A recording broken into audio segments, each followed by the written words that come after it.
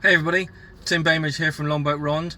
Welcome to another episode of Ask the Team. Thanks for joining us. And today we're going to talk about something that's a little bit left out of some of the other training you may have come across when you're dealing with field security, and that's checkpoint drills.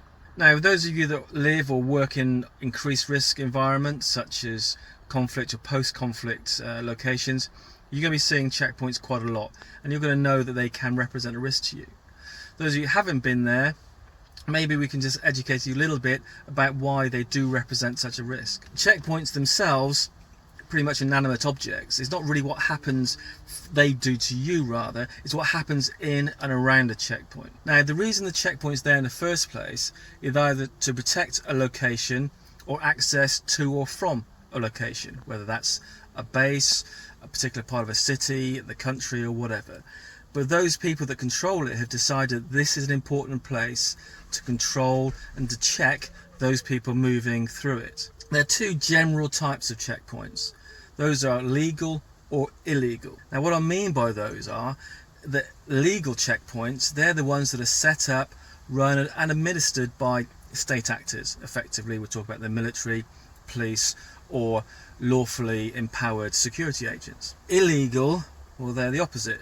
Those are ones that are either set up by gangs or opposition forces or opposition armed groups for the purposes of controlling the areas. Again, same sort of purposes, but it's important that we understand there are differences between the two. Now, when you go to these new locations, your duty stations, or if you're going out and doing some humanitarian work, it's really important that when you first get there, if you can't get it beforehand, you have your security briefing so that you know and understand the type of checkpoints that you're going to face when you get out there and the uniqueness of the way that you need to deal with them. And team, that's something that runs through as a theme through all of the training we do. We will help you, giving you an overview, the background and the general idea about how to deal with certain issues, but context specific is really, really important. And we talk about that in some of our other videos as well. Checkpoints. The reason they're so dangerous for us is because whilst the staff at it may be fully trained, they may be well equipped, they may be professional, they may be motivated, on the flip side, they may not be. They may be criminals, they may be child soldiers, they may have drug, alcohol abuse issues, poor weapon skills, we don't know. But the key thing is that it's not only what they might do to us, but it's what other people may be doing to them, attacking them whilst we're there. Because if we know where a checkpoint is, because it's on a certain junction, it's always there, or access to a town, chances are the people they're protecting that area from also know it's there. And that's why checkpoints get attacked a lot. We could be caught up in that, and that's why we do another video of how to react to behaviour under fire, because you could be parked up at a checkpoint when it gets attacked. Or the checkpoint staff themselves could be so nervous or so wired that they react to you, and that you could inadvertently present yourself as a threat to them, and a situation could rapidly escalate. How do we do that?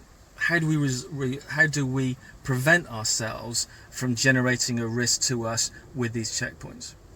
So there's a few key pointers I'm going to go through now, which give you an overview, an idea of how to reduce those risks that you face. Let's imagine for a moment that we've got the team in the car. You can't see us all because of the way we're filming. We've got 4 or 5 people in the car, and we're moving to a checkpoint. Now, we should know, hopefully, there's going to be one along our route, and we're prepared for it. Now, quite often you may have a local driver, so a national staff member from that country who's driving, who knows the language. If not, then hopefully you'll have a guide or somebody who speaks the local language. What we want to be doing is, as we know we're coming towards a checkpoint, we make sure that everything we know we're going to need when we get there, we already have. Now, is it likely they might ask to see our identification? Yeah, I think so. Is it likely they may want to see permits that we have to be travelling through? Quite possibly. If we have radios, might they want to see the permits for our radios? Are they going to ask us where we're going? Yes, of course they are.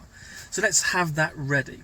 Because the last thing we want to be doing as we approach a checkpoint, or as we're actually there speaking to somebody, is start reaching into our bags or reaching down to grab our documents or our identification. So on the approach to it, if it's going to be the driver or the front seat passenger, the local guide that's going to be doing that interaction with the first security guard, then let's hand our IDs forward. Let's make sure that person there has got all the identification cards, passports, whatever you may carry, so that when they start talking, they've got all that ready for them.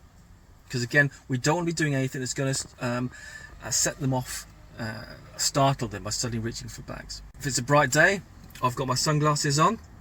As we're approaching the checkpoint, we take our sunglasses off, take them out of the way, because we want them to be able to see our eyes. We don't want to be hiding behind our glasses.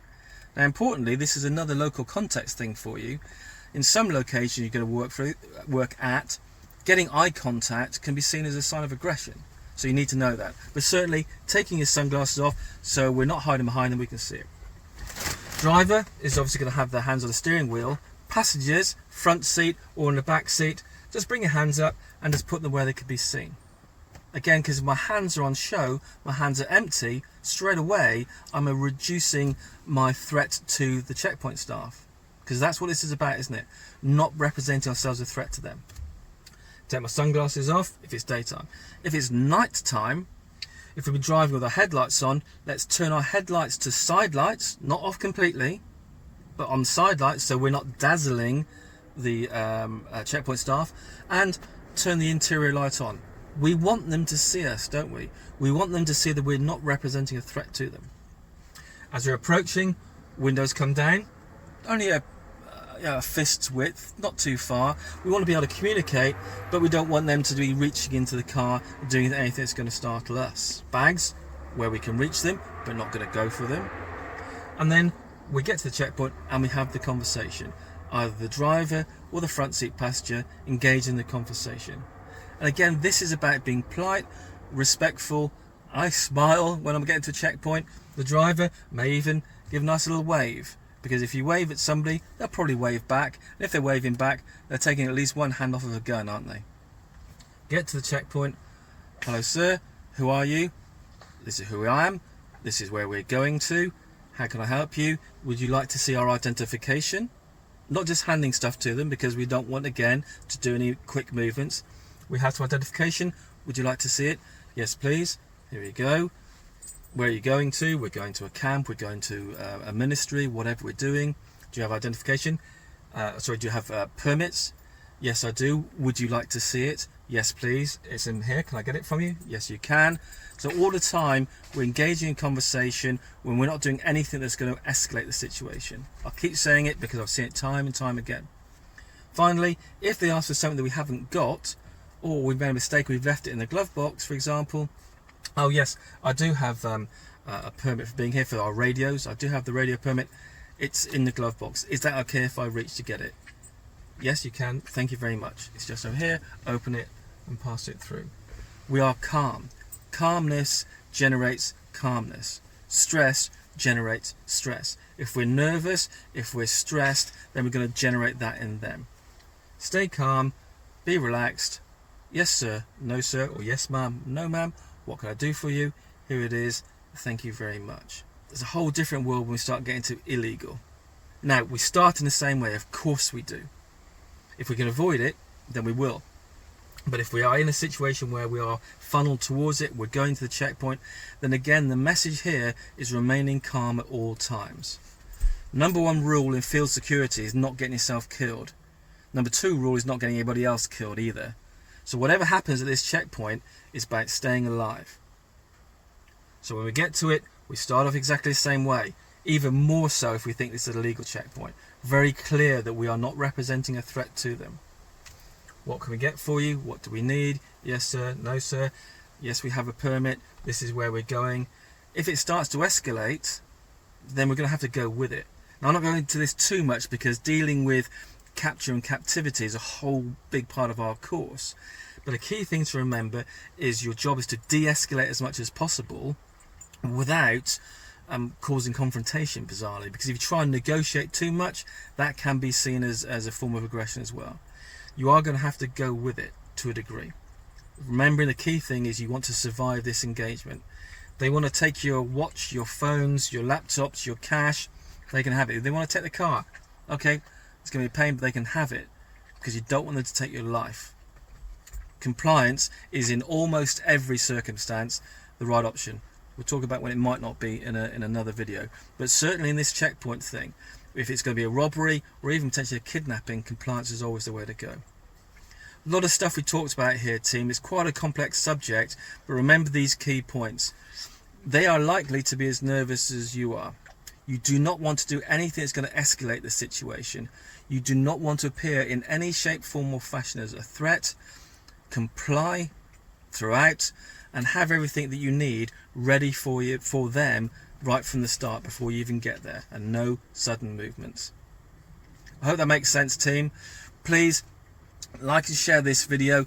Put any comments you may have in the bottom. I'll be really interested to see if you've been through checkpoints, especially if you've had difficult issues with them, because we can all learn from each other.